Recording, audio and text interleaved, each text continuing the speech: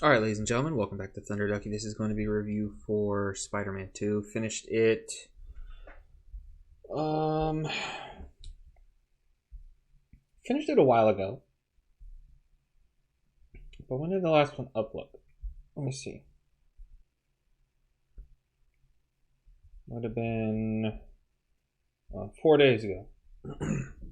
So finished it. And I gotta say, I really liked it. I really thought it was better. You know, a lot of people came out whenever the game first was announced. Well, not when it was first announced, but a couple. There were some things that happened, and basically, in a nutshell, people were calling it woke. Now there is a side quest where you help a dude asking another dude to prom. Whatever. There's a part where you play as, I don't know if it's his girlfriend. I think it's established that it's his girlfriend at the end of the game. Miles' girlfriend, I can't remember her name. You play as her, and it's like a 15 to 20 minute little segment of the game. Now, a lot of people are saying that was annoying, but that doesn't really make all that much sense because how much time do I have in Spider-Man 2? I have 22 hours, and that was a 20-minute segment. Did it need to be added? No. Because the game's called Spider-Man, and you didn't need to play as Miles Morales or any side characters. Now, the upgrade between this one and the 2018, I think it's 2018 game, is the Mary Jane episodes or segments were a lot better. The first one, you couldn't really do a whole lot. You were just kind of like that sneaking. If you get caught, you're fucked, and you have nothing else that you can possibly do. But at least in this, you had your Saber taser, and I thought Saber was supposed to pop into this again. That's what I heard, but I haven't seen it yet. I'm currently at 70% of the game. I am going to 100% it. I did have fun with it, so I'm definitely going to do that. But the Mary Jane segments were doable. I'm going to take off my glasses. I don't know why I have my glasses on when I fucking do this, but whatever. They were alright. They were doable. Still annoying because the game is called Spider-Man. It's not called Spider-Man and Mary Jane. There were a couple of things that I really liked that threw me off key. Is that there's a part where Peter tells Miles, and I'm pretty sure it's near the beginning of the game, like in the introduction part, is you don't need to be another Spider-Man. You need to be your own character and or your own person. It's like, yes, I have no problems with Miles Morales being a spider. What I have a problem with is them trying to use Miles to replace Peter Parker, the OG, when it does not need to happen. There is absolutely nobody who's tired of Spider-Man. Nobody. And when you say Spider-Man, you think Peter Parker, Miles Morales.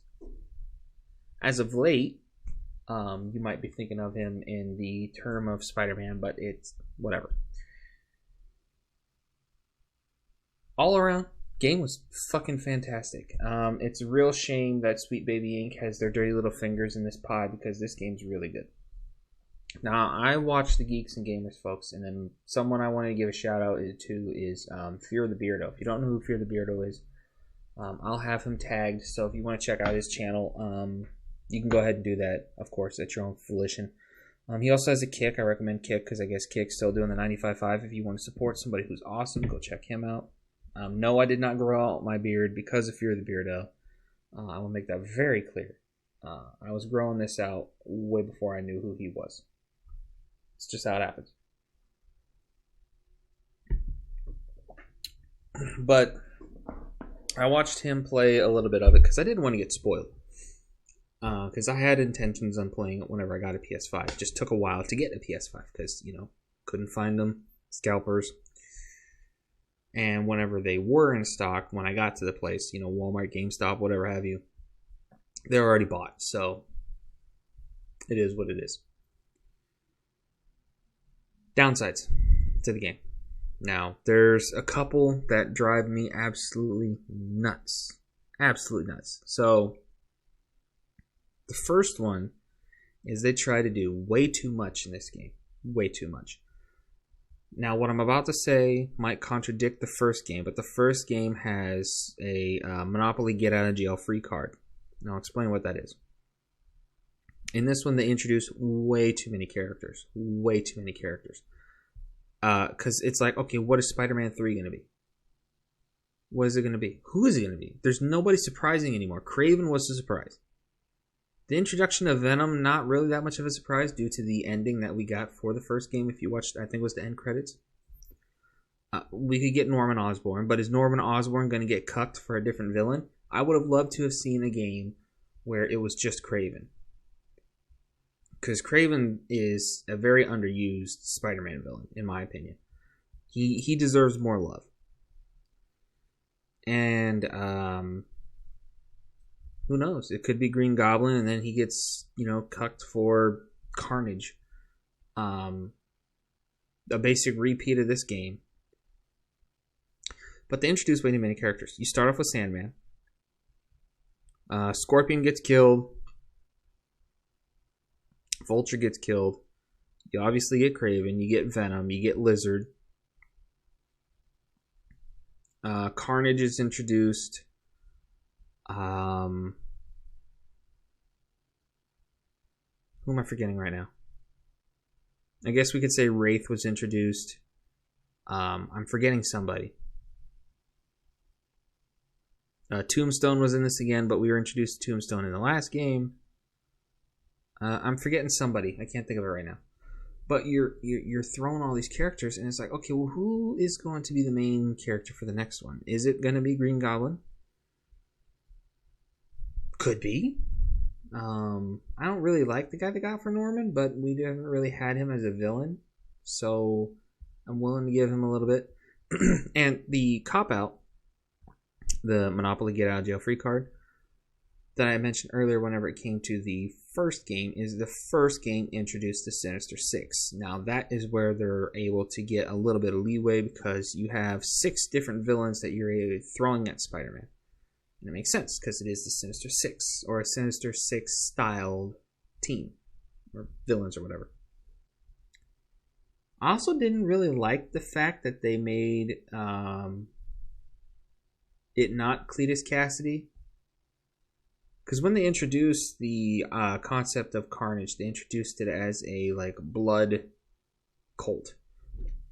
So I was expecting oh shit, they're gonna throw in a Morbius, a Blade reference, something along those lines, and no, it just turned out to be Carnage, who of course is a blood symbiote. Agent Venom, that's who it was. They introduced Agent Venom. For that was the first initial part for when Harry got the suit, and then Anti-Venom. Anti-Venom is his own character. It's not just a Spider-Man suit. Anti-Venom is its own symbiote. Scream, I guess. I don't really know that much about Scream, if I'm being perfectly honest. I'm speaking out of place of ignorance when it comes to that character. But it's like so much was thrown at this, so much. Now, I'm going to get to the biggest problem, because I don't want this to be a long video, because it could be. And Fear the Beardo, if you happen to see this for God knows what reason, I would love to talk to you on a live stream about this game. Anyway, they did Venom dirty. Now, the introduction to Venom was way too long, and way too much. I think there should have been a bit of a segment with Harry having the suit, or the symbiote, and then a bit of Peter having the symbiote. And then there should have been a lull, a little bit of a gap between the introduction of Venom and the end game, which is really what my problem is they got Tony fucking Todd to play Venom, and he did such a good job. I think he said 91% of his lines that weren't used. So that's got to be DLC, or they're doing a standalone Venom game, or they might even do a standalone Venom DLC for this game, which would be awesome, because the Venom section you got to play was fantastic. But at the end game, it was so rushed. They introduced Venom as the character, and then it was like, okay, here's how we destroy Venom. they got the symbiote things setting up. We're gonna go ahead and knock those out. We're gonna go ahead and get, the little zappy news to make all the big noises, and then, Venom is done. Game over. The other thing that I found annoying, and I don't know if it was just for me in a weird way, because, the game doesn't play differently for everybody. It's not one of those kinds of games. But when I fought Venom as Peter, it was difficult. Like, there was some strategy that you needed to have, I guess. When it came to playing as Miles, Venom was nothing. So I don't know if they're trying to make it seem like Miles is stronger than Peter, which doesn't make all that much sense because Peter's been doing this for years at this point. So he's got more training, more experience than Miles does, who I believe... I don't remember if they said it was like a year, 2 years.